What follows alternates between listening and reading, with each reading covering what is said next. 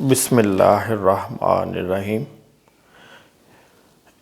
Income tax rules में tax payer को कुछ डिडक्शंस अलाउड हैं, यानी उसने जो पेमेंट्स की होती हैं उसके हवाले से उनको कुछ रिलीफ मिलता है।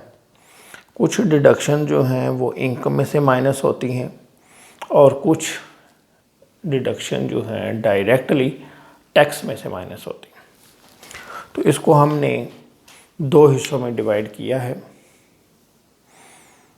जो डिडक्शंस इनकम से माइनस हों उनको हमने नाम दिया है इनकम रिड्यूसर, इनकम रिड्यूसर्स। और जो डिडक्शंस टैक्स से माइनस हों, यानी जो डायरेक्टली आपके टैक्स को कम कर दें, वो हमने उसको टैक्स रिड्यूसर्स का नाम दिया है याद करने के लिए। यानी जब आप इनकम टैक्स का सवाल करेंगे तो आपको पता होना चाहिए कि कौन सी चीज़ें जो हैं इनकम से माइनस होने वाली हैं और कौन सी टैक्स से माइनस होनी है। जो इनकम से माइनस होंगी वो इनकम रिड्यूसर्स कहलाएंगी और जो टैक्स से माइनस होंगी, टैक्स को कम कर देंगी, उसको हम कहेंगे टैक्स रिड्यूसर्स। अभी जो ये हमारे तैयार करदा नोट्स हैं इसमें हमने एक ही जगह पर ये लिख दी हैं डिडक्शंस और टाइटल दिया है इसका income reducers, tax reducers. Income reducers reduce taxable income subject to provision of documentary evidence. Tax reducers reduce net tax payable subject to provision of documentary evidence. यानी जब इनकम रिड्यूसर जो है इसमें आपने सबसे पहले टोटल इनकम निकालनी है। जब आप टोटल इनकम निकालेंगे तो ये चीज़ें आपने टोटल इनकम में से माइनस कर देनी है और वो जो जवाब आएगा उसको हम कहेंगे टैक्सेबल इनकम। टैक्सेबल इनकम अगर आपकी ठीक निकलेगी तो आपका टैक्स भी ठीक निकलेगा, लेकिन अगर यहाँ पर आपसे गलती हो गई तो फिर इसके आगे आपका सवाल भी गलत हो जाएगा। तो ये आपने जहन में रखनी है। जब हम न्यूमेरिकल क्वेश्चन करेंगे तो ये चीज़ आपके काम आएगी। तो सबसे पहले है ज़कात पेड अंडर ज़कात एंड उशर ऑर्डिनेंस सेक्शन 60। जो भी टैक्स पेयर ज़कात पे करेगा टैक्स ईयर के दौरान, इसमें शर्त है कि उसकी डॉक्यूमेंट्री एविडेंस हो। तो ये ज़कात वो होगी जो उसने बैंकिंग चैनल के थ्रू पे की, यानी उसी की एविडेंस होगी। इसके अलावा प्राइवेटली अगर उसने दी है वो इनकम में से माइनस नहीं हो सकती। तो ये सेक्शन 60 में जो ज़कात पे की गई हो, ज़कात पेड अंडर ज़कात एंड उशर ऑर्डिनेंस। दूसरी चीज़ है डोनेशंस। डोनेशन जो हैं वो दो तरह के हैं। एक डोनेशन है क्लास 61 के, शेड्यूल टू क्लास 61। ये भी टोटल इनकम में से माइनस हो जाएंगे। इसकी लिमिट है 30% of taxable income individual, 20% of taxable income company. यानी इस लिमिट तक अगर वो डोनेशन पे करेंगे, इंडिविजुअल 30% तक पे कर सकता है अपनी इनकम में से, यानी इतना अलाउड है 30% ऑफ टैक्सेबल इनकम। बाकी जो हैं वो फिर इनएडमिसिबल हो जाएगा, वो माइनस नहीं कर सकता। तीसरी चीज़ है payment to workers welfare fund. Fourth है payment to workers profit participation fund. Fifth है markup on housing finance scheme. अगर टैक्स पेयर ने लोन लिया है और उस लोन के ऊपर वो मार्कअप पे कर रहा है, घर बनाने के लिए लोन लिया है, उसके ऊपर मार्कअप इंटरेस्ट पे कर रहा है, तो उसकी लिमिट है 50% ऑफ टैक्सेबल इनकम और ₹20 लाख। दोनों में से जो कम होगा वो टोटल इनकम में से माइनस कर सकेगा। और 6 है एजुकेशनल एक्सपेंसेस। पहले ये अलाउड नहीं होते थे लेकिन अब ये अलाउड हैं, लेकिन इसकी लिमिट है।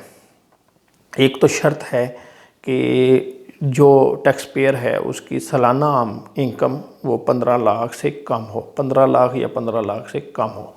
अगर 15 लाख से ज़्यादा होगी तो फिर वो इनकम में से माइनस नहीं कर सकता।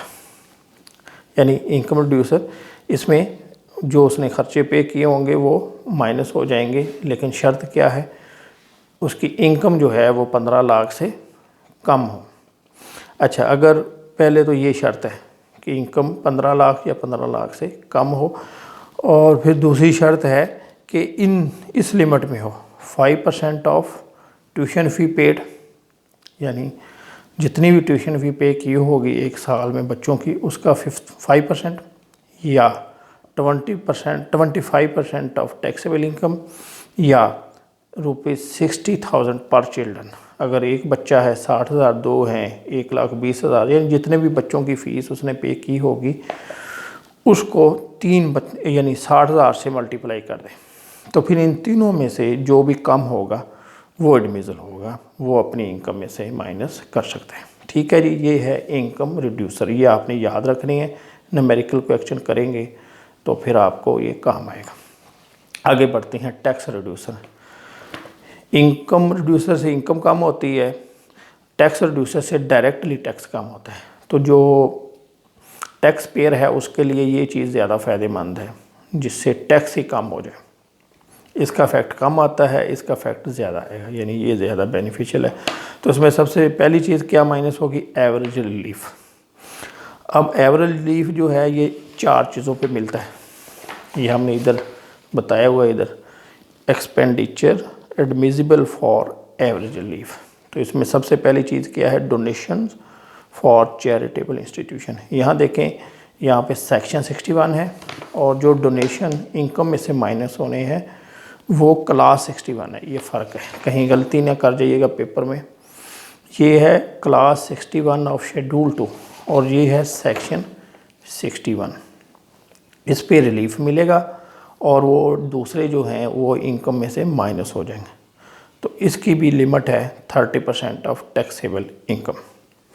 और दूसरी शर्त है कि ये पेड थ्रू क्रॉस चेक, यानी ये भी बैंकिंग चैनल के थ्रू पे किए जाएं, तब इस पे एवरेज रिलीफ मिलेगा।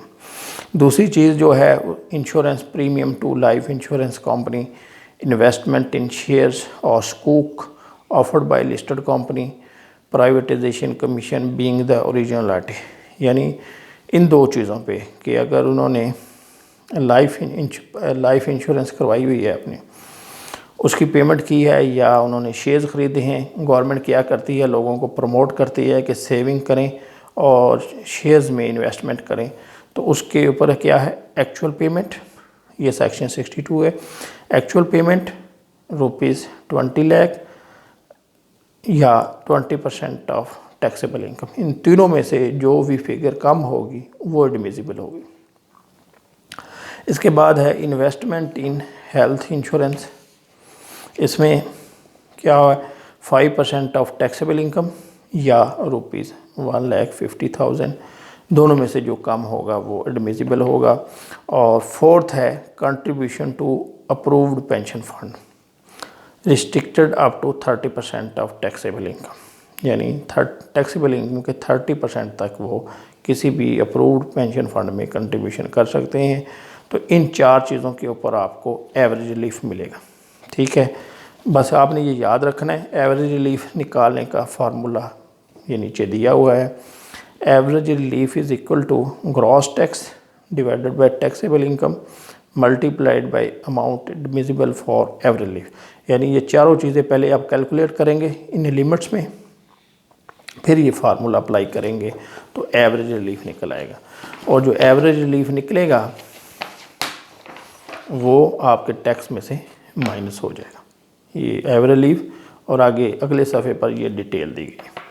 इसके बाद दूसरी चीज़ जो है जो आपके टैक्स को कम कर देती है वो है researcher rebate to teachers researchers.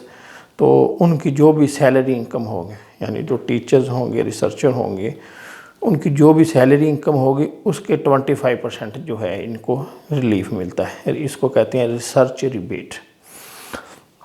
ये भी टैक्स से कम हो जाएगा। इसी तरह तीसरी चीज़ है फॉरेन टैक्स क्रेडिट। ये वो टैक्स है, यानी अगर कोई टैक्स पेयर है उसको फॉरेन से इनकम हुई, उसके ऊपर टैक्स उसने पे किया, तो उस टैक्स के अगेंस्ट उसको पाकिस्तान में ये रिलीफ मिलेगा, जिसको हम कहते हैं फॉरेन टैक्स क्रेडिट।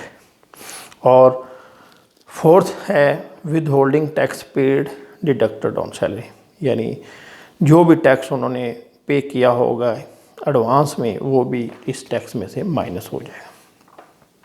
ठीक है, और ये याद रखना है कि जो टीचर्स को रिसर्च रिबेट मिलेगा वो उनकी सिर्फ सैलरी इनकम में मिलता है। इसके अलावा जो दूसरी इनकम होगी, इनकम फ्राम अदर सोर्सेज, उस पे या इनकम फ्राम बिजनेस, उस पे ये रिलीफ नहीं मिलता।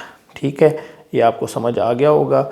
इनकम रिड्यूसर्स और tax reducers, income reducer income को कम करते हैं, टैक्स रिड्यूसर्स आपके टैक्स को कम करते हैं। तो जब हम सवाल करेंगे तो इन चीज़ों को आप अपने जहन में रखिएगा। बाकी जब हम क्वेश्चन करेंगे तब ये चीज़ें आपको क्लियर होते जाएंगे। Thank you very much.